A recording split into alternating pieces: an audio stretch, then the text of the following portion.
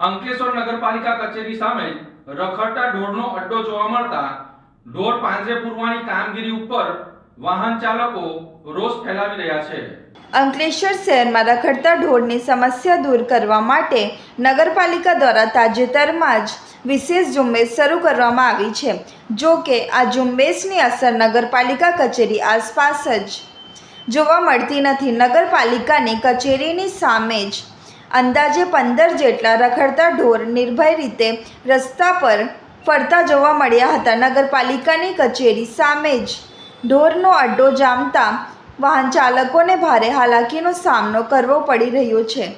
રસ્તા પર અચાનક ઢોર આવી જતા અકસ્માતની ભીતિ પણ સેવાઈ રહી છે।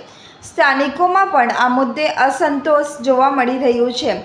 શહેરભરમાં રખડતા ઢોર પકડવાની કામગીરી ચાલી રહી હોવા છતાં નગરપાલિકા કચેરી સામે જ આવી સ્થિતિ જોવા મળતા લોકો સવાલ ઉઠાવી રહ્યા છે કે તંત્રે ઝુંબેશની શરૂઆત પોતાના પરિસરથી જ કરવી જોઈએ। હવે જોવાનું રહ્યું કે જવાબદાર પાલિકા તંત્ર આ મામલે કેટલું ઝડપથી કાર્યવાહી કરે છે।